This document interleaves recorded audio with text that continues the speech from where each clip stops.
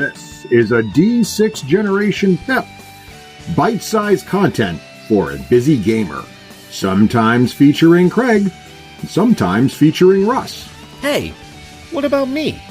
Oh yeah, and sometimes featuring Rafe, Hollywood Granger.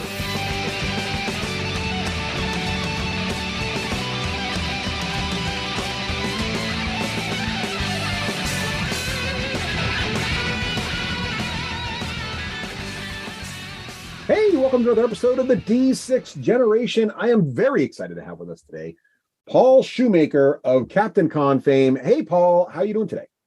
Hey, Russ, doing well on a rainy Saturday afternoon where I'm at. It is rainy. I'm in New Hampshire. Now you're down. Are you in Massachusetts, Paul, or Rhode Island? I forget. Yeah, I'm in Boston. So Boston, right? So it's raining there too. Yes, it's just a rainy day here in New England. Yeah. But hopefully it'll stop this afternoon because I have to spatchcock a chicken on my smoker, and so that's not fun to do in the rain. I'm just throwing that out there. It's not. No, it's not. I'm doing the inside hobbies, sitting at the painting desk on the computer. See, that's smart. So I have this thing. So I got this. This is just a complete aside, but it's sort of an achievement in gaming, but it's more of an achievement in barbecue. So over the summer, my wife for Father's Day gave me a Traeger smoker, which is this really easy to use. I mean, it's probably cheating. Most barbecue pit masters will be like, that's totally cheating. But it's easy to dump some pellets on one side and it just smokes your food. And so I've been experimenting. So we decided this year we wanted to try to smoke a turkey for Thanksgiving, which as we're recording this is next week. And so, in all of my wife's travels, because she goes on these different things for the automotive stuff she does, she meets all these folks and she runs into occasionally these barbecue folks. And so one of the people she ran into is like, hey, you got to spatchcock the turkey when you smoke it, because it just comes out way better and it's more even. And so I'm like, I don't know how to spatchcock anything. And she's like, well, test it on chicken. And so this week, my mission is to spatchcock chicken and experiment with that so that I'll be ready to spatchcock the turkey next week. So this is one of my big missions, Paul. Have you ever spatchcocked a bird before? Yes, I have. And no lie, it does. It does wonders for the cooking, as far as time, ability to spice, not having things dry out, because things go, because you got to go too long thumbs up to spatchcocking. Yeah, exactly. And then spatchcocking is fun to say, but B, it just flattens the bird out. If you're not familiar with this, you're basically cutting down the center line of the breast and the backbone, and then you're flipping it on its sort of flat out. It's also a cool like battle cry, like spatchcock. Like I feel like we could put that on the side of like a rhino or something. It would look awesome. So just to bring it back to gaming there, Paul. That's what I'm saying. Exactly. And it is a cool word to say, because folks that don't know what it is look at you funny and wonder. Oh yeah. What about like squad spatchcock? I might do that for my Star Wars Legion to make a little squad spatchcock. All right. Well, I mean, I was seeing Space Marine banners, but yeah, that works too. It's just a cool, it seems like it'd be like a stealth squad because you want to lie low, right? You don't want to raise up. You want to lie low. Yeah. The squad spatchcock. Yeah. All right. So Paul, before we get into now, since you obviously are a CaptainCon, are you like behind the scenes CaptainCon guy, CaptainCon guru, CaptainCon playmaker? Like, what do you consider yourself? How would you describe yourself? What's your title or role at CaptainCon there? Oh my goodness.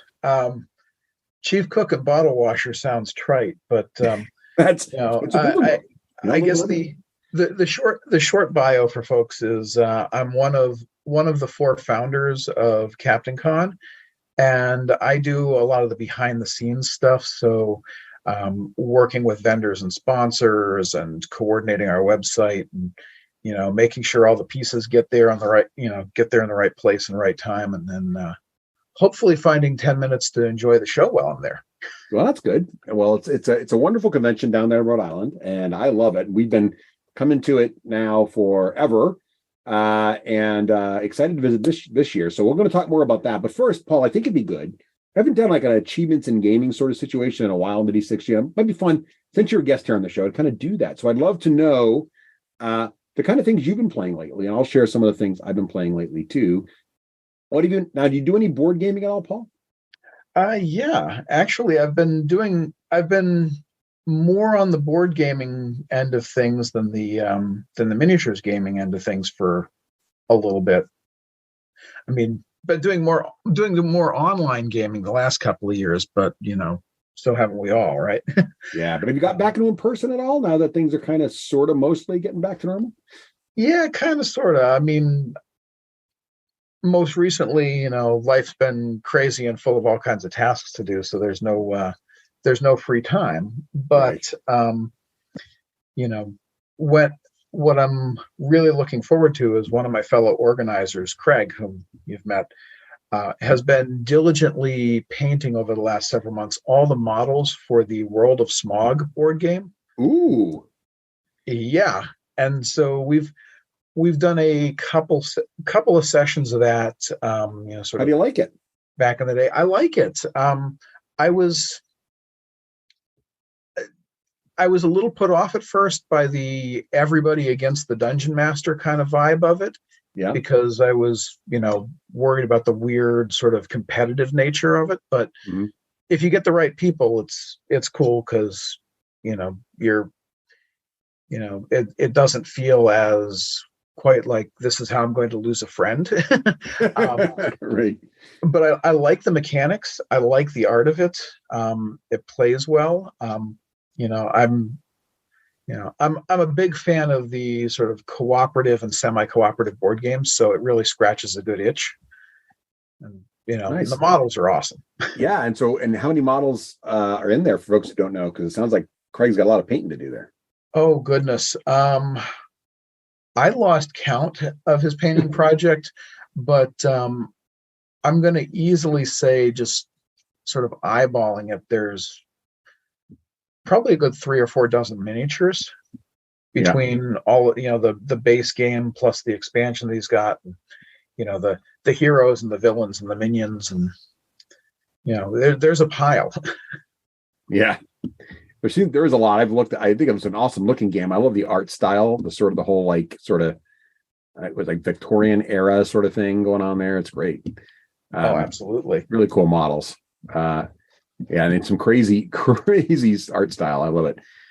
Yeah, Cool. it's got that Victoriana League of Extraordinary Gentlemen sort of thing going on. Yeah, which is just Great. cool. Right? That's just awesome. Yeah. Yeah, and then so I would, from board games for me, I've been playing a lot of well, my daughter just went away to an internship, but before she did, we were playing a lot of Cloud Spire. Have you played any Cloud Spire or any of the chip theory games? I have not. But would you recommend them to me? I would. So Cloud Spire in particular. Now these are so chip theory. Their whole shtick is they make high quality poker chip based components, right? They also love their neoprene, right? Now they have some other games too, but most of the games involve these sort of really high quality poker chips, but they don't look like, I mean, they're the same weight and feel of a poker chip, but they don't look like poker chips. They've got really cool art on them that is based on whatever the poker chip represents, right? So Cloud Spire, what's really interesting is it's actually a 1 to 4 player, because it's got a full solo mode and co-op mode. You can play 2-player co-op mode, but my favorite way to play it is head-to-head 2-player, but you can also play versus 3 or 4 player. And it's basically a tower defense MOBA style game, right? So your spawn, you each get a base, and the base is neoprene, this really cool mat. And then there's a bunch of these sort of hexagonal tiles that go out that form the world, the land between the 2 or 4 bases that the players have. These are also neoprene. So these games aren't cheap. They're really high quality stuff. So you have all these neoprene sort of hexes, and you flip them all over, and it creates sort of a hex grid of a board with terrain and all this stuff, and this really cool, nice art style. And each player has selected a faction. I think there's like 6 factions now. I've got a couple of the expansions, and you sort of spawn dudes out of your base, right? And you send them out into the world, and they sort of run across the table towards your opponent's base and try to do damage to it, right? And the first person to reduce the opponent's base to 0 wins. There's only a certain number of turns, and each turn you get a certain amount of resource points, that goes up as the game progresses. So in the early game, you can only spawn your weaker sort of minions. And as the game progresses, you can then start to spawn your more powerful things. But what's really interesting is that because all the minions are poker chips, many of them are double-sided. So when they flip over, interesting things happen. But also they can be stacked up. And you can actually hide sort of a small army of dudes under a top chip. So all you know is there's like 4 guys there, but you only can see the top chip. So your opponent doesn't know what you're bringing around down the pike. Now the interesting thing is there's also hero chips, and the heroes you can move them any way you like. So the heroes, they can move around the board and they're completely controlled, any way that the player who controls them wants to do with them. But the minions, they just always go the shortest path to your opponent's base. Here's where the mobile part comes in, right? And they'll always attack sort of their. I think you have some control of what they attack, but they basically attack, but they always have to attack, right? So those guys are less controllable. So you just kind of send waves in, and then you have your heroes controlling them. But then the other part of the game that's really interesting is there are these source points on the map that you can capture and then develop a tower on. And then these towers will automatically attack your opponent's forces as they try to close in on your base. So you're basically, it's tower defense meets MOBA meets poker chips. And it just works. So what's interesting about it is it doesn't take a super amount of time to play. It doesn't take a super long time to set up. And I mean, it's not short. It's probably about a 2-hour game, which you know what you're doing, but it's pretty reliably 2 hours. The other thing I like about it a lot is it's just a great heads up game. And because the factions are so different, there's a lot of great variety. But not only is there variety in picking different factions, but the pieces you can actually summon to the table are very different. So there's whole different strategies for each faction. Each faction plays very, very different. But as far as I can tell, the faction balance is reasonably good. There's only one faction, happens to be the humans, that we really feel like kind of stink. But otherwise, everybody else is pretty interesting. But we don't know for sure about that because I've watched some online play, and some people seem to do pretty well with the humans. So maybe we just haven't cracked that nut ourselves. But really enjoying that one a lot. It's different from most of the other stuff that I have. And the component quality is crazy. I just love the little neoprene parts, and there's even these little like plastic pegs, kind of like think of the Game of Life, the little blue pegs you put in your car. So there's these little plastic blue pegs, and your neoprene mat for your base has all these holes pre-drilled in it, and you put the little blue pegs into the holes, and next to each hole is a language that explains to you what this upgrade does. So as you're upgrading your base as the game goes on, you're putting little pegs into it to keep track of what the new abilities it can do, and allows you to spawn new and different minions and all kinds of cool stuff, to give you defenses. It's a really interesting game. I really enjoy it. I can't recommend it highly enough. It is not cheap, so it's definitely for the hobbyist gamer. But the nice thing about it is because everything is poker chips, it's great full color art, and there's no desire to paint anything as a miniature gamer because it's all poker chips. Now, see, you got me with that last line, because I love a box full of miniatures, but sometimes the feeling of obligation to paint the box full of miniatures. Well, that's it, right? Like yeah. I love Dune Imperium, and I got the full blinged out set, which is great. And I'm like, I got to paint all these miniatures. I just feel like I should. It's like some kind of rule because I'm a miniature painter. But yeah, but games like Cloudspire, there's no miniatures, so everything's full color art. It doesn't feel like you're playing with less than you could be. I guess is the way I look at it.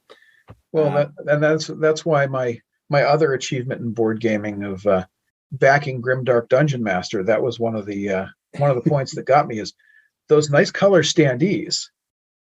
Like, oh, thanks. It gives me that tactile without having to paint, even though I like the miniatures too. Well, it's funny you mentioned that because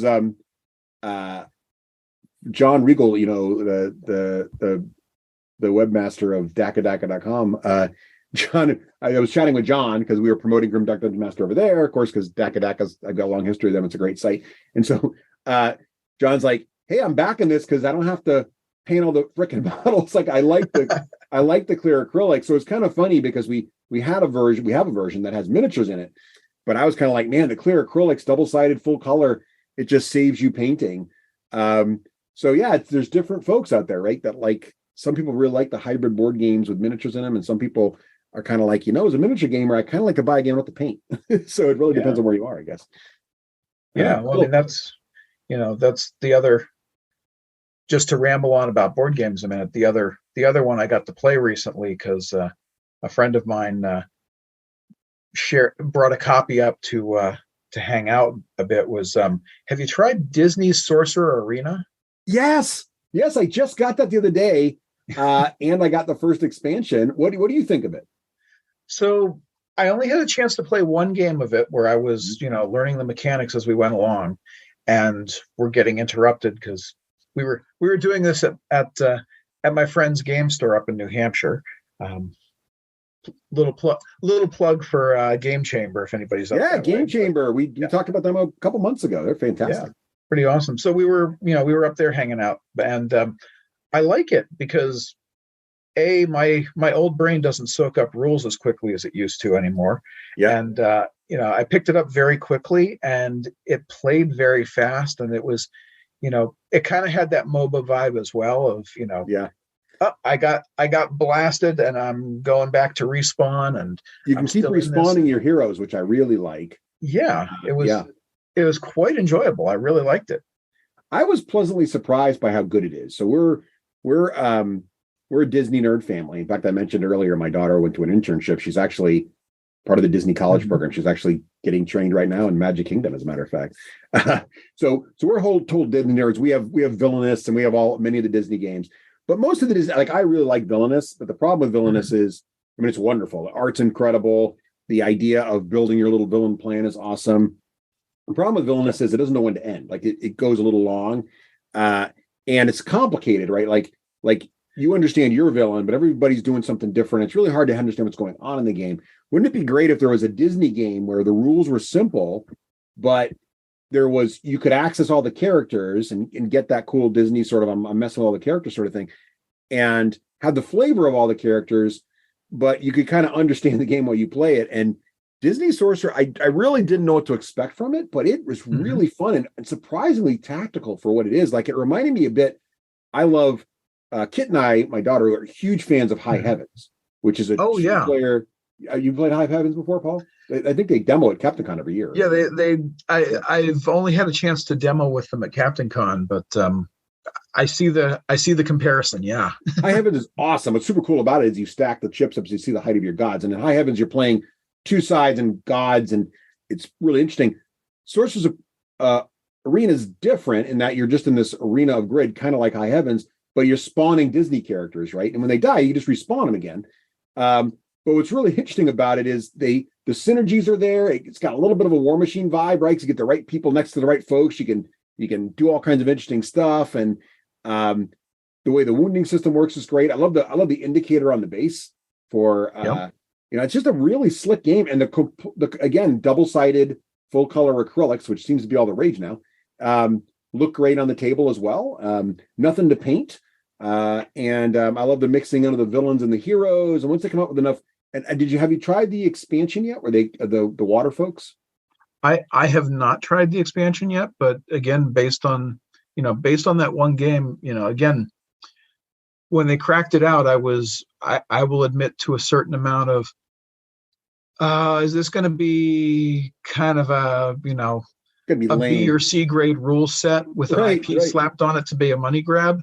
And I was pleasantly surprised. It has some depth there, and I will be looking to play more. But what the expansion reminded me even more of High Heavens, because what happens in High Heavens is you can sort of start throwing terrain on the board. And in the expansion, one of the expansions, which includes water-based heroes like Moana and folks from Pirates of the Caribbean. Davy Jones is in there.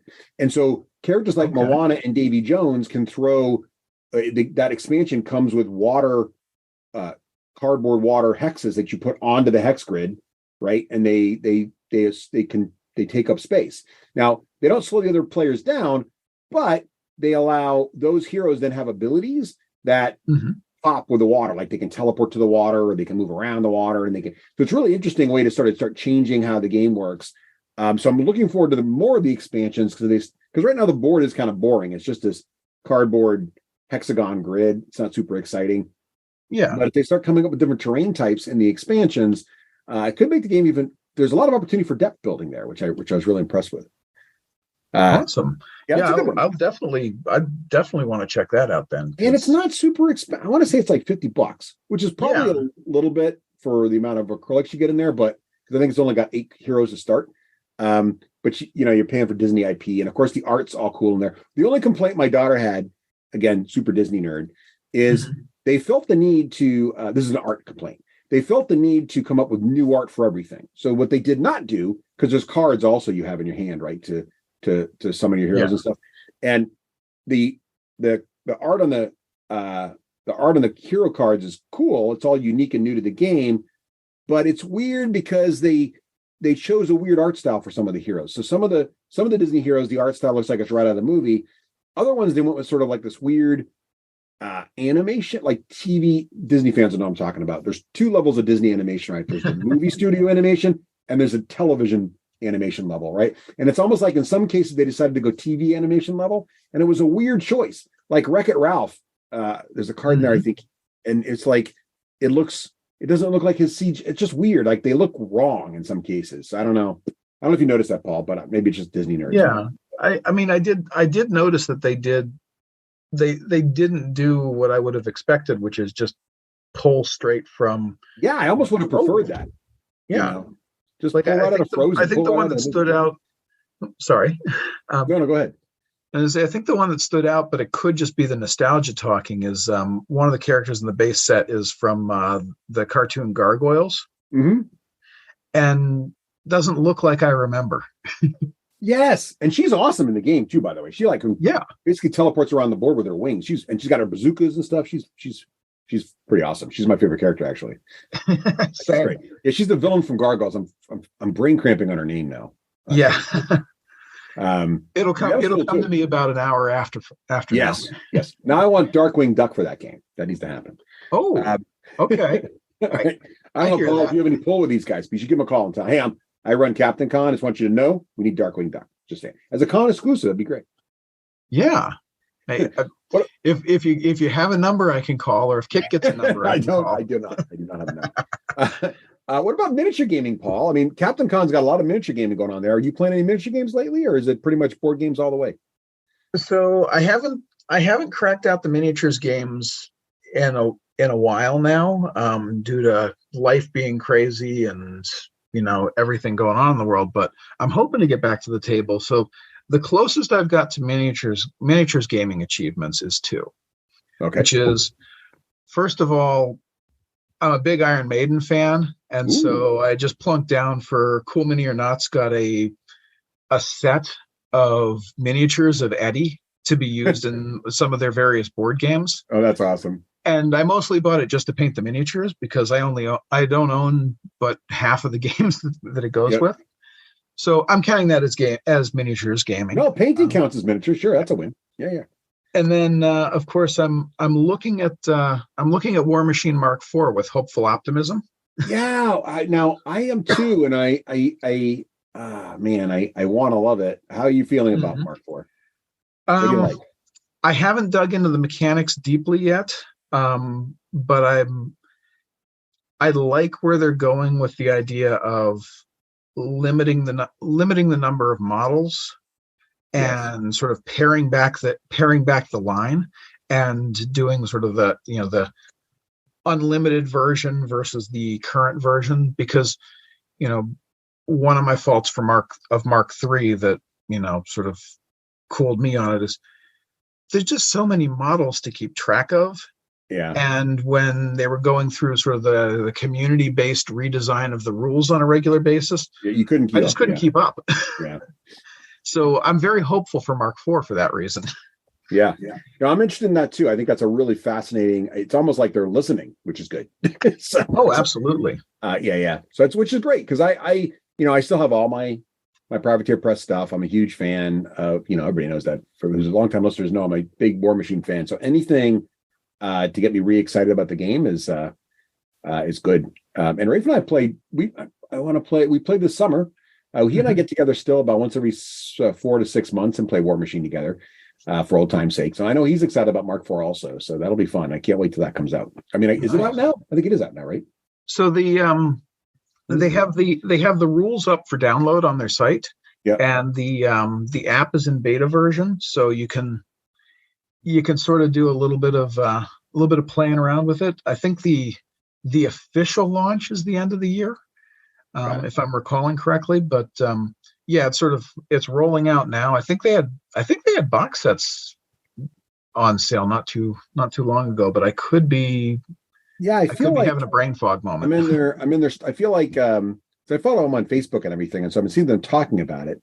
Yeah. And I've just been so busy lately with, Grimdark Dungeon Master and everything. I've been kind of intentionally avoiding it, but like you, optimistic that good things are happening. I didn't want to read about it because I knew if I did, I'd be like, oh my God, I got to go get this now. So I've been avoiding it. But yeah, I'm looking at online right now. If I go to War Machine Mark IV on their website, I can see that they do have boxes for sale, bundles for the Mark IV. So I'm assuming these are pre-bundled boxes that are the right combinations of stuff by faction for the new rules that you want to have, kind of thing. Yeah, they're the starter factions, and exactly. It's the new models with the. I really love the whole idea of swappable parts and magnets.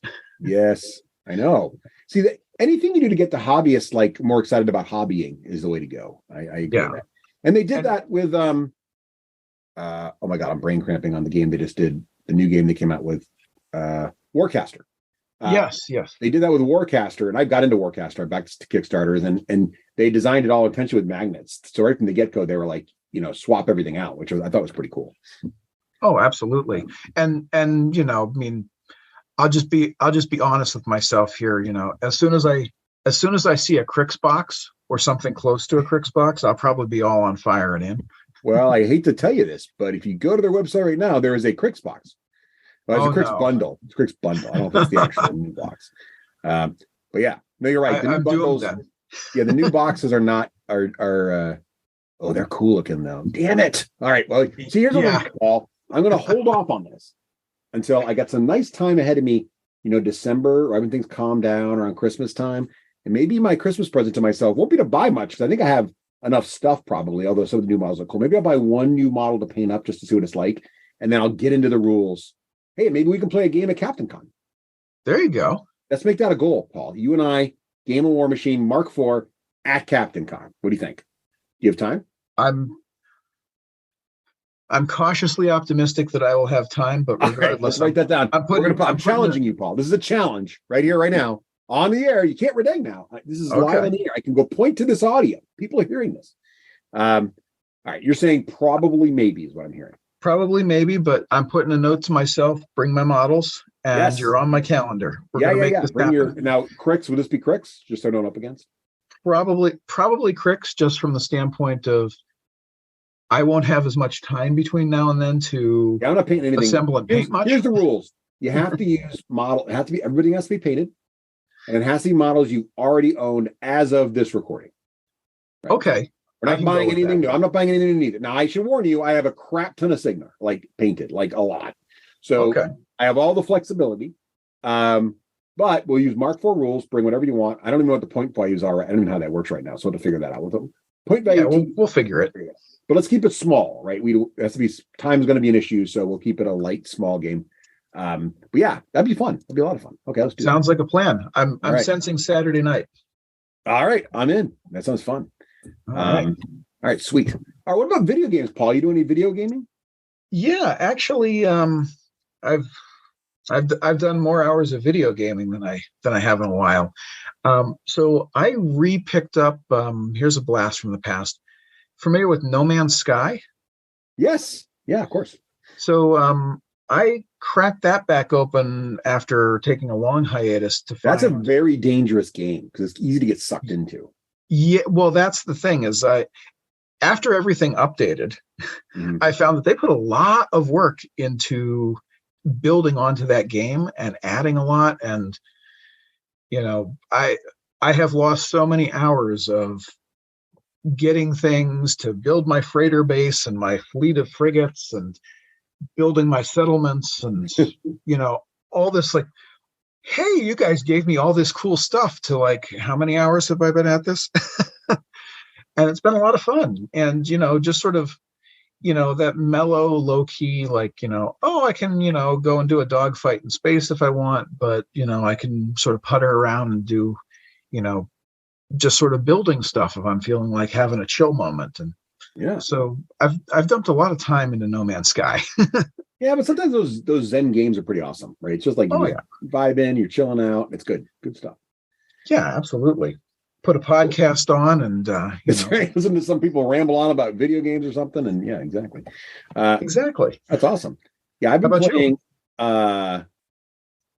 Well, okay, so on consoles, which is mostly how I game now. I've been playing Pathfinder. Wrath, I think it's called Wrath of the Righteous. I was messed up the title. I'm playing that, which is basically a squad management. I call this genre. I don't know if I'm calling it correctly. I don't know what the actual official title. I mean, it's a role playing game, right? But I don't know what the official title of it is. If it's, I always call it a squad management role playing game. So there's kind of like two kinds of role playing games. Well, there's a bunch of types of role playing games, video games, but I kind of throw them into two broad camps. There's the kind where you only manage your own character. Right. Yep. So this would be kind of like Skyrim or Elden Ring, where you're running around and you're leveling up your own person, and that's all you have to worry about. But then there's games like, the BioWare stuff, right? Like Mass Effect, Dragon Age, Knights of the Old Republic, where, you're technically have one character you created, but there's an entire party, right? That eventually, or set of characters around you that you manage, you also level up, you take care of, they become member of your, so it's like a party management, right? Baldur's Gate, all those games. So, the Pathfinder game, Path of the Righteous or Wrath of the Righteous, I think it's called. Really interesting. The only problem with it is, it's very, very good. Really great implementation of the Pathfinder rule system. It's based on the Pathfinder role-playing game. Really interesting story, world being overrun by demons. I mean, it's kind of a classic, but it's still really cool because you get to, kind of like Knights of the Old Republic, you choose your path between light and following and becoming an angel, basically fighting the demons, or you can actually become a demon yourself and then try to become like the demon lord of the whole damn thing, which is pretty interesting. So you can go either way. And there's a bunch of parts in the middle. Like my daughter ended up making some kind of alliance with the Fae, and she ended up going to this path of becoming a dragon or having a dragon or something, which is interesting. So like there's all these different paths, and there's a really cool alignment system where it's actually the alignment sets of old D&D and Pathfinder. But as you say things and doing things, your alignment moves around on the little thing, which is pretty fun to watch, which matters a lot in this game because remember, Pathfinder is sort of like 3.5 D&D where alignment still matters because the items you can use, the way people interact with you, everything else is based on alignment. So it's really interesting. The only problem with it is it's a little bit buggy. And they've been trying to fix it. But it's one of those games where my daughter and I talk about this. We can't really recommend it because it's a game you love and then you love to hate it. Like it's so when it works, it's just wonderful. But then when it bugs out, it's like so frustrating. And they have been doing patches and it's getting a little better. But she actually got to a point where she can't progress and she got mad at it and she put like 100 hours into it and she's like, no. So yeah, that sucks. I slowed down and I when she ran into that problem, I just said, well, I'm going to put it aside and I'm going to wait until they fix it. And maybe I'll come back to it. And so anyway, so that's that game. The other game though I've been playing lately, and I have to blame Tom Vassell for this. So as you may know, Paul, I was recently on the Dice Tower. We were talking about Grimdark Dungeon Master. Tom was kind enough to have me on, and we demoed the game and everything, and it was great fun. We played the game together. It was awesome. And down there in his studio down there in Florida. But while I was there hanging out, looking at the amazing Dice Tower studios and other collections of games, which really, for folks out there, the thing you want to do as a life goal is just to design a game so you can go be on the Dice Tower to check out the Dice Tower studio. And then if your game doesn't really hit the mark on Kickstarter, it doesn't matter because you got to go to the Dice Tower studio. So that's all. That was my goal, honestly. So mission accomplished. That's a good, lovely part. It was an easy life goal to achieve. Right. You just got to design a game. But what was fun about, what got me in trouble was Tom and I were just chatting about things like you do. And we were talking about how, because Tom plays video games too and everything. And we were talking about how there aren't really any good video games that you don't, because he and I agree, like we much prefer video games where you pay up front for the video game, $50, $40, whatever, instead of these video games that are air quotes free, and then you have to keep buying add-ons, right, as you go. Yep. Whatever it is. So it's all like, loot box systems or, whatever you have to pay to solve kind of thing. And he's like, Russ, though, there is one game that just came out that actually does it right. I'm like, what do you mean? He goes, have you played Marvel Snap? I'm like, no, I've not played Marvel Snap, Tom. That's one of those free-to-play games. Of course I'm not going to play Marvel Snap. He goes, you should play Marvel Snap. I'm like, but Tom, it's one of those free-to-play games. You should play Marvel Snap. I go, fine, I'll play Marvel Snap. So I'm on the plane home. I'm like, well, fine, I'll download Marvel Snap. And I did. Paul, it's really, really, really good. Really, really, really good. And what makes it really good is it is completely free. And I almost feel bad because like the art, the audio, like what makes this game great is that it is the attention to detail through it is just so solid. Every little thing works really well. And it's a card game, right? So it's a virtual card game on your phone. And it is essentially just a bunch of Marvel hero cards that you collect over time. And then you play against other players to try to win little battles.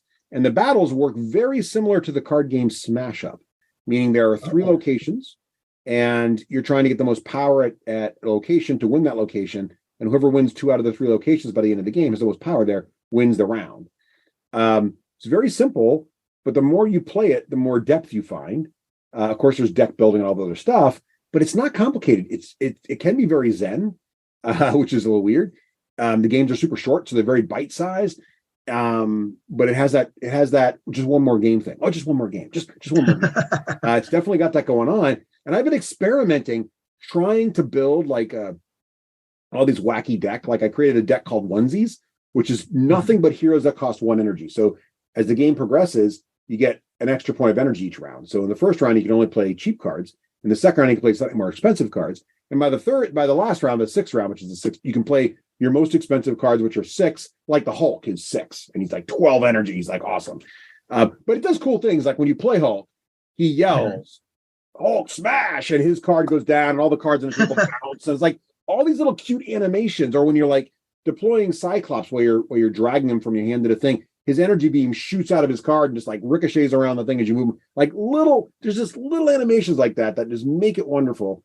And like all the cards, their abilities sort of make sense. Like you deploy Captain America and everybody around him gets +1 strength, things like that. Like it's just a really fun little game. They all have the art's incredible. As you level up your cards, they just look cooler. I don't know. It's really good, Paul. And I can recommend it because it's free and you can get pretty. I haven't paid a dime yet for it. I feel bad because I want these guys to get some money for me. So I'm almost ready to like drop $3 on like a limited edition cap, because it seems like all your money you can spend it on. It's just coming up with buying alternate art for the hero cards. Like there isn't really a buy a pack of, once in a while there is, but there isn't really like buy a pack of all the Avengers or anything. It's just like, hey, you want that different Captain America? Because there's a Captain America for sale in the store now. Like, oh, you got to pay to buy Captain America. But no, sure enough, as you level up your cards, you unlock other things and there are other cards. And I got Captain America, but he's not the same pose. He's not the same art as the Captain America in the store. So all you're paying for is basically alternate sculpts, for lack of a better term. Does that make sense? Yeah, it makes sense. And I got to say, this is the weirdest way of apologizing for addicting me to another video game. Well, I do apologize but I blame Tom. So don't blame me. Yeah. Blame Tom. I am just the messenger. You're just passing the infection. Got it. Yeah. So speaking of, we'll wrap up achievements here though, because we spoke of Marvel. And so that means we got to talk about movies. Oh, absolutely. Yeah. So what have you seen lately for movies? So, I've not necessarily movies. I've done a number of series though, because there's a lot of cool, any shows, any video. Yeah. That's all good. There's a lot of cool TV out there. So I think like most of the folks listening to this, I gave a watch of the Lord of the Rings series that now what'd you think? Came out. I haven't completed yet. I'm drip feeding myself, but I see all the internet hate out there, but I'm enjoying the show. Yeah, it's enjoyable. I'm taking it in drabs too, but I have to say I don't see what the complaining is. I think it's fun.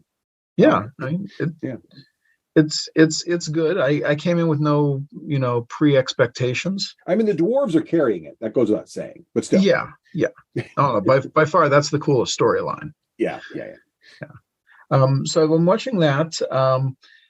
Another thing more recently, I don't know if you've seen, this is a Netflix show, Guillermo del Toro's Cabinet of Curiosities. I have not, but I've seen it advertised. What do you think? What's it like? Is it a spooky show, or is it just what's it like? So it's a short anthology. I think there's 6 or 8 episodes. I think it's 8 episodes that are, basically creepy horror movies. They're like 1 hour and change kind of length. It gives me a vibe of sort of the old, like Outer Limits, or Creep Show, sort of serialized horror stories. I'd say about 50% of them are like, this is great, this hits the mark. Mm-hmm. Another 25%, yeah, it's cool, there's a little bit of cheese here, but okay. And there's a couple of episodes that were just like, no, this one just didn't hit for me.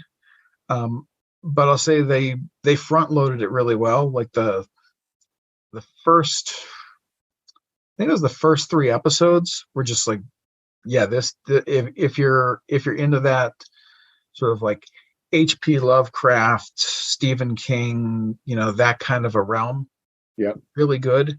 And it's, basically he's doing the Alfred Hitchcock type of thing of coming on and introducing each one. Oh, that's fun. I like it. Was directed by a different director. Oh, and cool. So, again, really well done. Good adaptations. The ones I have quibbles with are, they took sort of, like, for example, 2 of them are adaptations of Lovecraft stories. Dreams in the Witch House, which the Lovecraft story is essentially a psychedelic dream about math. So there's not, it's hard to adapt that to the screen. So they did some, and that was one of my, they changed it, but it hits okay. Yeah. But I think the second one, the autopsy, was just like, okay, this is well done. This is a well-crafted episode. So, yeah. Sorry, gushing a little bit, but no, that's good. Yeah, that was worth. I don't know if I can handle creepy. I'm not a creepy show guy, though. That's the only thing. I mean, I do like. Okay. I mean, I did like the Twilight Zone. Is it like Twilight Zone creepy? Like Amazing Story creepy, or is it like horror movie jump scare creepy? Not a lot of jump scare. It's it's Twilight Zone, but throw in some monster movie sort of stuff. Okay, that might be my jam. I'll check that out then. Yeah. Okay, all right. So it's I would say give it a try. I think the sort of the goriest one, if you will, was I think they call it Cemetery Rats, and it wasn't like super gory, and it had lots of opportunities for jump scares that it didn't use. Right. Yeah. So it was good that way. Interesting. I'll have to check that out. Good recommendation. Yeah, definitely. It's worth your time to check out. All right, cool. Well, so my wife and I, now we've been watching a bunch of shows, but in interest of time, I'm just going to talk about 2 movies that I just saw in the last 2 days. So we haven't done this in a long time. So my wife, as I think most people know, my wife travels a lot for work. So we don't get to spend a lot of time together to watch movies. But we're like, this weekend we're together, we're home. Let's go see a couple movies, because there are a couple big movies we haven't seen yet that we really wanted to see. One, of course, Wakanda released this weekend. So I definitely wanted to see Wakanda. And then also, we never got a chance to see Black Adam, which I also really wanted to see because we're huge Dwayne Johnson fans. Plus, the Shazam movie was pretty good. And so I'm like, well, if they did a good job with Shazam and Black Adam's sort of like the anti-Shazam, wouldn't it be cool to see what they do with this? Plus, it's The Rock. So, why not? So we saw Wakanda on Friday. Now, I don't want to talk too much about Wakanda because I don't want to spoil it because it's the opening weekend. Did you see Wakanda yet, Paul? I have not seen it yet. It's on my I'm going to go see that. So Wakanda Forever, we enjoyed it. So this is spoiler free. I will say we enjoyed it quite a bit. In the beginning, I was all in. Like the first 40 minutes or so, I'm like, this could be one of the top tier Marvel movies. This is really great. And in the middle, the movie just, for me, really slowed down. And then the end was fun. So it just had a pacing problem, and it's probably 40 minutes longer than it needed to be, which was too bad. But otherwise, it's good. I think most people are going to enjoy it. It's good. It's got a lot going on there, a lot of great stuff. So I really enjoyed it. So then the next day, and now I expected, going into this, I'm expecting Wakanda's going to be amazing, and Black Adam's going to be okay, right? Yeah. And then I watched Black Adam, and I just love Black Adam, like all the way through, beginning to end. I'm like, this is just a fun superhero movie. Now, here's the interesting thing. So we left that, and both Nicole and I are like, man, I really enjoyed Black Adam. Like, I have to say, Black Adam was better when the Wakanda. Now, Black Adam's been out a few weeks now, right? So yeah, the reviews are kind of in. Have you seen Black Adam yet? I had not, because quite frankly, I gave it that, like, I had the same impression you did, that Wakanda was going to be the star, and that Black Adam was going to be the I saw the Scorpion King. No, this is not the Scorpion King. It's sort of. Now, did you see Shazam, the more recent Shazam movie? I have not seen the more recent Shazam. That's actually worth watching too. Now, it's kind of a comedy. It's sort of like DC's version of I don't want to say Guardians of the Galaxy, but it's kind of in that realm where it's very tongue in cheek, doesn't take itself too seriously, kind of thing. Yeah, it looked that way from the commercials. Yeah, it's not as good as Guardians, but it's pretty good. It's surprisingly good, actually. So going into Black Adam, I'm like, it should be related. I don't want to spoil anything in Black Adam either. Yeah. But what I will say is, I think so in both. So I couldn't help compare these movies because I watched them essentially back to back, but then also they both have this sort of similar message going on, right? Oh. Which is they both try to do the same story. Now, Wakanda, you really expected the message. I didn't really expect it in Black Adam. But Black Adam, if you read the comics, Black Adam's sort of an anti-hero, right? He's not like really a good guy necessarily. Yeah. So you got Black Adam, which I'm interested in because it's like, well, your protagonist is really an antagonist. So that's going to be interesting. And then you have Wakanda, which has always been, it's Black Panther, so it's got all kinds of cool political overtones and all these sort of issues they're trying to help everybody think through. And so both these movies are sort of the same thing going on, which is oppressed people and the oppressors, and who's right? Like, can you paint clear moral lines, right? Both these movies the same message. What's interesting is, to me, even though Black Adam was more fun, had a much simpler plot, had a lot less character development to work through, which is a very simple, straightforward story. I think it did a better job with that message, because I think in Wakanda's message, it kind of got lost in the shuffle. Like, they didn't. So really, I think Black Adam is also a more meaningful movie in that way. It had a stronger point to make than Black Adam did. And it was really interesting how they did it. So the other thing, and now here's my nerdy observation. And I'm going to make this observation with the caveat that I am in no way do I consider myself a DC Comics expert. You know what I mean? Like I did read comics as a kid, mostly a Marvel fan. I did own the obligatory pile of Batman comics. I'm not going to lie. I had some Green Arrow, but for the most part, I was Marvel. So I'm not a DC expert, but something caught my attention in this movie that made me do some research. So this is not a spoiler because this is all in the previews, but if you may have noticed, if you've seen the previews for Black Adam, Hawkman is in there. Yeah. Along with some other DC heroes. Mm-hmm. And this is not a spoiler, but very early in the movie, when you see Hawkman, he introduces himself and Dr. Fate, or Mr. Fate, I forget my name, and a couple other characters that are with him. He introduces themselves as the Justice Society. Not the Justice League, the Justice Society. Now I was like, that's interesting. Now, have you heard the Justice Society before? Are you a DC fan? I am not that deep into DC to right. So I'm like, it's plausible that there was that name, but I'm like, yeah, that's interesting. Yeah. So after the movie, I'm like, that's real. So that stuck with me. They said it several times, and they were very clear about it. And they just had a Justice League movie, right? I mean, the Justice League movie came out in like 2017 or whatever. It's not that old. So I'm like, well, the Justice League exists in the DC universe. So why did they pick the Justice Society to be here? And also, we know they have this problem where some of the DC movies just outright stink. None of the DC movies are great. And so I'm like, so I do some Googling and I research. So it turns out that the Justice Society, now I could get this wrong, but according to Wikipedia, whatever that's worth, the Justice Society appeared first in 1940 or 1930, like really early on. It was the first superhero team up. And they, for the golden age of comics back then, they were it. And it was Hawkman and a bunch of other folks. And that ran for about 10 years. And then it faded out. And then the Justice League showed up in like the 70s and 80s in comic books and eventually the old Saturday morning TV show. And the Justice League was the thing for a while. And then eventually, according to this Wikipedia article, they established that on Earth 2, there's multiple copies of Earth in the DC universe, like multiple alternate universes. On Earth 2, it's the Justice Society. And on Earth 1, it's the Justice League. So my theory now is that Black Adam and this stuff takes place on Earth 2. And they don't ever say this explicitly in the show, but I have a hypothesis that what the DC folks are trying to do is they're not trying to say we're canon and the movies no one likes are not canon. We're just saying there's a set of movies on Earth 2 that don't suck, and the DC movies that do suck are over on Earth 1. That's my hypothesis, Paul. What do you think? That's a plausible hypothesis. So DC fans, let me know. This is my new theory. So it's kind of like Bearded Riker, right? If it's a Star Trek Next Gen episode with a bearded Riker, it's going to be a good movie.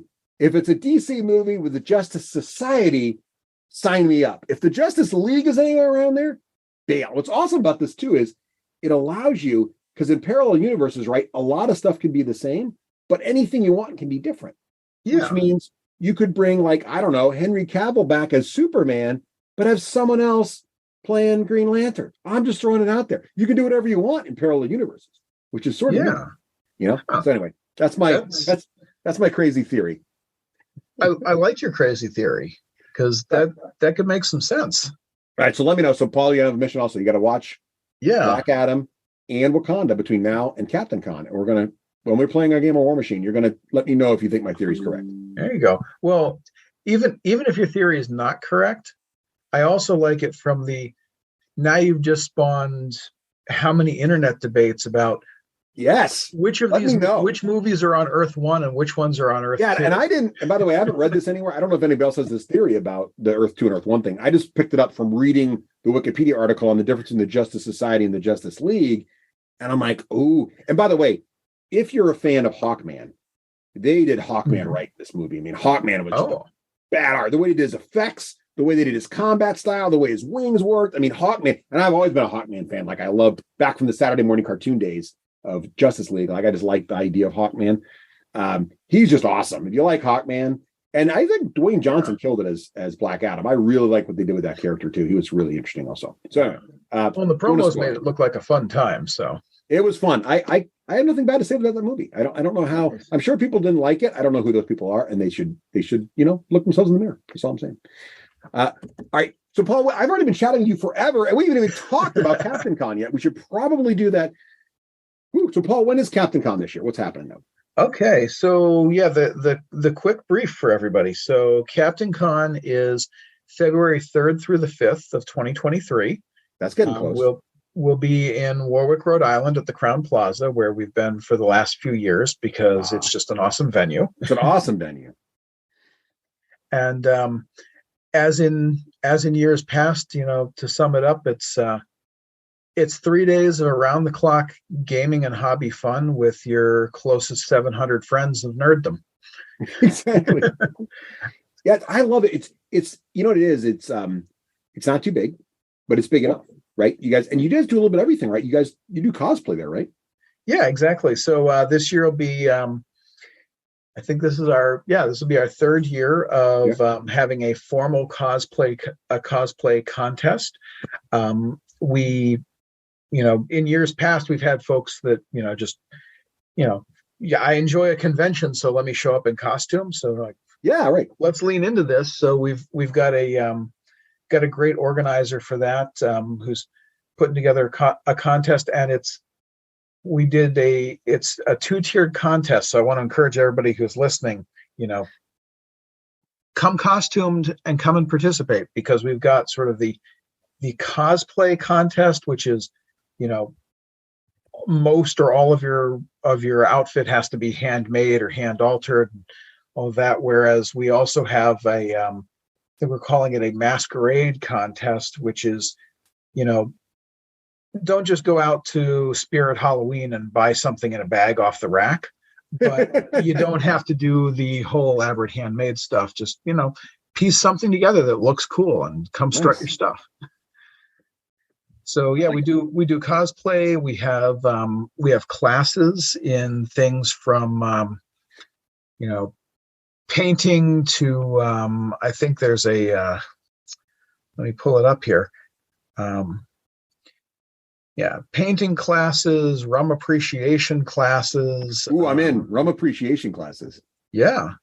And one that I think would be cool if I have time to go check out, which is an introduction to cross stitch. Ah, interesting. So making some tactile pixel art, basically. My grandparents were huge cross stitchers, and I never got into it, but as a hobbyist, I could see the appeal, especially making something, because you can make some really amazing things out of cross stitch. Like, it looks really cool. Yeah, absolutely. And the person who's doing the instruction is like, no, I've got all the templates and all the materials and everything. So no experience needed. Come down and check it out. So we have a lot of those kind of fun things going on. We have a painting contest, but then the core of the convention is tabletop gaming. So miniatures games, board games, role-playing games, anything that gets human beings around a table with each other playing something fun. That's awesome. And you guys have a massive board game library too, right? Oh, absolutely. Yeah. So we've got I've lost track of the count now, but probably a couple of hundred titles in the board game library, and thanks to some really generous sponsors from the games publishing businesses, we also have a play to win collection within that. Cool. I'm expecting probably somewhere around 50 or 60 titles that are essentially check it out from the board game library, play it. When you return it, your name goes into a hat for a drawing, and we do a drawing, on Saturday night and then another one on Sunday morning, where we pull your name. You take that copy of that game that you played home with you. Yeah, go home with free loot. That's a win. I love it. Oh, absolutely. That's awesome. Now, what are some of the big, I know you guys have a bunch of demos going on too, and then of course all the, the tabletop games. What are some of the ones you're looking forward to hosting there? What are some of the, either the game company showing some new games or just some classics you're seeing back on the tabletop? What are you guys thinking about? So I'll start with buttering up my host and saying one I'm really looking forward to is we'll talk about later, which is Grimdark Dungeon Master demoing at the show. See, now you're just sucking up. That's what's happening here. Yeah. Just saying. So, yes, I'm excited to be shown that. So every year, Paul, the D6G, we try to participate every year in CaptainCon. We had a little blurble there with it over the COVID years, but everything's back now. So we'll be back this year. And we talked about me coming down. We're going to try to drag Craig down too. We'll see if he can make it. And we'll be demoing Grimdark Dungeon Master. Several different sets of that going on there. So that'll be fun. We'll talk more about that in a little bit, but I'm very excited to be doing that. Yeah, absolutely. So, so we have demo games like that. Some of the big things, just to hit the highlights. Historically, CaptainCon started as the New England team tournament for War Machine and Hordes, which is teams of 3 representing different gaming clubs or local game stores or just, bunch of friends. And we grew from taking place in game stores to we went to a Masonic hall, and then eventually we got to the point of, okay, we just need a hotel ballroom for a day. Right. Okay, now we need a bigger hotel ballroom for a day, and this doesn't make sense. We've just got to let's jump in. So that's our flagship event in miniatures, I think, is the New England Team Tournament, because it's our origin. We'll have that, which will be awesome. We also have a 40K grand tournament, which will be front and center in the grand ballroom. Got some, I'm very happy with this because fingers crossed, international shipping doesn't destroy me, but on order and expected to be delivered in about 3 weeks. We have custom game mats for the 40K tournament. Oh, nice. Custom for CaptainCon, because we really want to lean into building that out and being hospitable. So and Marvel Crisis Protocol is our other sort of big game in that room. Yeah. So we've got events for those going on throughout. Malifaux is kind of our fourth. If you think about like anchor stores in a mall, those are my four wings. So War Machine, 40K. Are you doing fantasy too, or is GW just 40K? So 40K is the big one, but we also have an Age of Sigmar tournament as well. Got it. Well, awesome. And you have probably everything going on, but the big ones, right? Yeah. War Machine, 40K, Marvel Crisis Protocol, and Malifaux. Exactly. Right, which has been your guys' core for a long time. All the big miniature games, I guess, right? Oh yeah, absolutely. And now, has Legion gotten on the map at all? Star Wars Legion, it never quite pushed through. So we do have a Star Wars Legion event. Actually, I think we have two of them on schedule for. Yeah. So we have a Star Wars Legion skirmish tournament that's going to be happening Saturday morning, and also this was a really neat event that a lot of folks liked last year, which is a Battle for Hoth tournament, or not tournament, but a narrative event. And it's is that Legion, Star Wars Legion. Else? It's Star Wars Legion on the ground and Armada in the skies. Oh, that's awesome! That's super cool. Yeah, nice. Yeah. That's fantastic. And, last year it mirrored the movies perfectly. Like they didn't realize until it ended that the Imperials won on the ground and the Rebels escaped in orbit. Wait, awesome. That sounds familiar. That's exactly what happened. That's fantastic, because I think Craig and I have talked about this for a while now, but Star Wars Legion is pretty much right now our go-to sci-fi miniature game. And then Song of Ice and Fire is our favorite fantasy game right now, which I also see have a few of those events running around too, at least one. Yeah, absolutely. We've got 3 on the calendar, as a matter of fact. So nice. Yeah, we've and for folks that want to scratch that ball game itch, there's a couple of Blood Bowl tournaments as well. Oh, sweet. So oh my gosh, there's even a Disney Sorcerer's Arena Learn to Play going on here. You guys got it all going on. Oh, absolutely. You just talked about that. That's funny. Yep. We've got and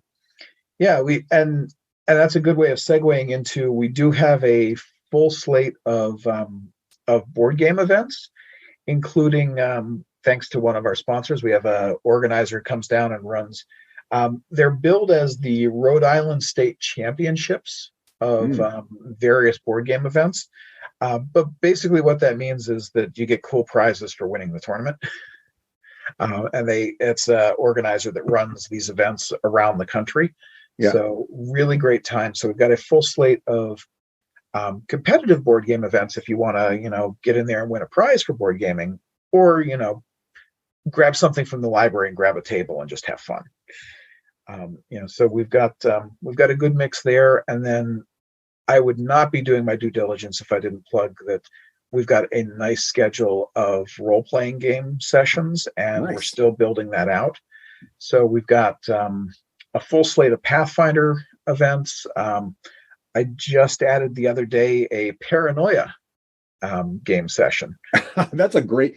Paranoia is a fantastic con role-playing game. Because that game works best when you don't know anybody at the table. It's a great, just drop a bunch of people never met before in and play Paranoia. That's a fantastic game. Yeah. So I'm really kind of looking forward to the stories that come out of that. Oh yeah. And a perennial favorite at this point is we have a couple of sessions of Freebooters, which is basically a role-playing game where you play 40K orcs. Of course you do, because why would you not? And awesome. What's not to love about playing an orc? Yep, that's awesome. So it's a good mix of stuff. And then if you really want to get crazy, we have karaoke Saturday night. That's awesome. Now, are these are the songs pre-picked? Are they any song, or are they nerd themed songs, geek themed songs? I believe it's just about everything and anything. Oh, wow. Because there's quite the mix, and I've I've had the promise / threat that one of our volunteers plays the sax, and he might bring it with him just in case there's something that you want that's not in the mix. I don't know how real that promise is, but kind of cool. That's awesome. And I'm not a singer, but Well, yeah, it's good to have a good variety there. Karaoke is pretty fun. One of the things I'm looking at here, though, is this the rum sobriety and lush. You mentioned the rum thing, but I didn't realize these guys have a series of events where you can basically drink all kinds of rums, personal favorites, regional favorites, spiced rums. Man, this warrants some further investigation.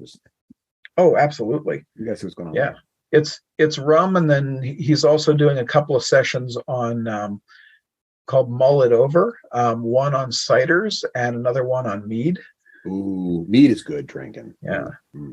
Yeah. So and this is for folks listening who might have attended TempleCon back in the day. Mm-hmm. It's the same person organizing these that did them at TempleCon. Oh, is it? Oh, that's awesome. Yeah, that's fantastic. Well, awesome. Well, Paul, this is exciting. I can't wait. So February 3rd through 5th, Warwick, Rhode Island. Now you guys also do some work for charity, right? Did you have some charity events tied to the convention? Yeah, absolutely. So that's kind of a big deal. So I know that Chris Goodabloke Miller from the Lost Hemisphere blog. Yes. So we started working with him and still are, way back when we first started the convention, doing a charity raffle for a different charity each year. So we pick somebody that's local and doing good work out there. Last year we raised money for Dana-Farber Cancer Research, and this year we're raising money for Rosie's Place, which is a women's shelter and multi-service center in Boston. They're the oldest women's shelter, first women's shelter in Boston, and they provide shelter, meals, help finding housing, legal advocacy, ESL classes. They run a food pantry. They do all this stuff. And the thing that really appeals to me, aside from the good work that they're doing in an area that really needs it, is they take zero government dollars. They're all funded through private donation. So we can, really help out. And so what we do with the charity raffle is we get game companies and individuals to donate all sorts of cool stuff to prize pool. And at the convention, you can buy tickets to the raffle, or you can go to our website and just make a donation to the raffle. You don't actually buy tickets there, but it's just hey, this is good, I want to give some money. We take care of all the logistics costs. All the prizes are donated. So every single penny that's raised through any of that goes to the charity. There's no overhead cost. What overhead cost there is, the convention takes care of. And basically with your tickets on Saturday night, they start pulling tickets out of the bin. And if your number is called, you come up and you pick any prize on the table. And we wash, rinse, and repeat until everything's off the table. And we all cheer for raising, I believe last year we raised about $4,000. And I'm hoping to top that this year. That's fantastic. That's so cool that you guys do that. What a great way to give back, but also potentially win something. So that's really nice. Absolutely. Very cool. Very cool. Well, that's awesome, Paul. I can't wait. I'm super excited for CaptainCon. I know I'm keeping you along here, so I want to wrap up. But real quick, an update on Grimdark Dungeon Master too, because Paul, you were kind enough to mention it a couple times here, so I really appreciate it. For those who listened to our prior episode, or Rafe interviewed me about Grimdark Dungeon Master a couple pips ago. So if you're curious on what we're talking about and you missed that episode, go back and listen to that. You can hear the whole story about how I got involved in that whole project. It's live on Kickstarter right now. It's not doing as well as we'd hoped, I'll be honest. But there's still a slim chance it will fund, but there's also a more likely chance it may not. But there's still a week left. Who can say? Anything can happen. But I just want to assure everybody, and Paul and CaptainCon as well, that even if it does not fund, that's not the end of Grimdark Dungeon Master. We're really excited about the game, what we got here. As I mentioned, my partners have the manufacturing facilities and everything, so making this isn't really a problem for us. It's more just getting the funding to make a lot of them at once. But but there are enough of these things. We want to go out. We're going to hit the con circuit next year, including CaptainCon, be demoing it. And if we don't fund, we're probably going to try to relaunch again sometime next year, probably next spring or summer. And so this is not the end. It's just trial one. And if at first don't succeed, learn from your what went well, learn from what didn't go well, and we try again. So please don't, if you've been watching along with the Grimdark Dungeon Master thing and you're kind of like, this looks really interesting, I might be willing to buy that game. We're still working on it. We're going to try to make this come to market somehow. But the first trial here, we're learning a lot. So we'll see if it funds. If it does, great. And if it doesn't, we'll have backup plans on backup plans. But in any case, if you come to CaptainCon in February, you'll be able to see a live version of the game, even play it yourself. Yeah, and I'm looking forward to that myself. And as an unbiased person, I will say that if you're listening to this and you haven't backed, you should, because for me it was all about, hey, that looks fun and it sounds fun on the various places I heard about it, but also I trust Russ knows what he's doing with game mechanics. He's been looking at them with a critical eye for a very long time. I appreciate that, Paul.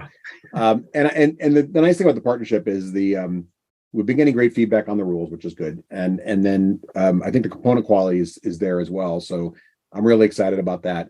But it's a new game from a new company, and so obviously we got a lot of hurdles to go through. And Kickstarter's evolved over the years to be less about helping new companies start and more about. And this isn't Kickstarter's fault; it's just the way it's used now, and more about just large companies building a really awesome pre-order mechanic. And so there's nuances to how you can launch, and quite frankly, we have some opportunities to learn from that. So we'll learn and grow and try again. But thank you, Paul, for your support on this, and thank you for everyone else who's been supporting the project so far. We'll keep on trucking. But more importantly, Paul, thank you so much for coming on the show. And I am super excited about CaptainCon this year. I can't wait to get down there and check it all out. And if you're a fan of gaming and you are anywhere in the New England area, you are just missing out if you don't bop on over to Warwick, Rhode Island on weekend of February 3rd through 5th, and at least stop in and say hi and check things out. But I'd jump on their website now, register, get your events picked out, because those rum tasting ones are going to fill up fast, Paul. Just saying. Oh, absolutely. And particularly if you're looking to come to play some of those other games that aren't necessarily if you're looking to come play the big ones, you definitely want to pre-register, because those give us numbers for our space allocations and our prize support buys. But also if you're looking at some of those smaller games that aren't getting the big fanfare here, pre-register for those too, because those pre-register numbers, again, if something's really taken off, we can find ways to expand it and make it a bigger event. Whereas if something's not getting the attention, that's what gets cannibalized in order to make that space for something that's really, really happening. And it tells us, what we need to focus on for future years as far as, how we're supporting things. So yeah, so if you got a favorite classic game you want to make sure it stays around at your local conventions, definitely sign up early. Also, those game masters, the guys that are running those games, they put a lot of work and creativity into how the event's going to run and making sure they got the right terrain and everything. And so they're not seeing registrations, even if you're planning on coming, just like, I'm just going to show up and walk in. They're going to be like, well, I'm not, you get better excitement, better engagement if they can see people signing up early. So if you want to really support your favorite aspect of the hobby, you definitely want to go to events like CaptainCon and sign up for those games to spread the love, right? Get people excited about it. Absolutely. Because this isn't like, big faceless corporation. This is, John, who organizes games at the local game store, is putting something together, and he wants to be able to see that, like, hey, people really are interested in this. And right. that gives, I've done the event organizing for a long time. I know the joy of, wow, I've got people coming. I've got lots of people coming. Let's do something. All right, awesome. Well, Paul, thank you so much for joining us today. I really appreciate it. And it was nice to be able to chat with you and catch up with you, and also talk nerdy stuff, but then also, of course, talk all about CaptainCon this year. Looking forward to seeing you. Don't forget our War Machine game, CaptainCon. Absolutely. Saturday night War Machine and movie review game. There you go. War Machine, movie reviews, and maybe we can bring some rum. Oh, that's definitely happening. All right, excellent. All right, Paul. Thank you so much. All right, thank you.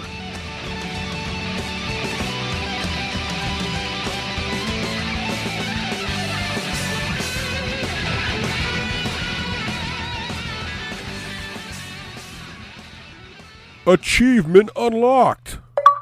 You've made it to the end of another D6 Generation episode, the podcast whose humor has universally been acclaimed as not too horrible. Please let us know what you thought of the show by emailing us at info@the d6generation.com. If for some inexplicable reason you actually enjoyed this show, you can help others find out about it by leaving positive reviews on iTunes. Thanks for listening and happy gaming.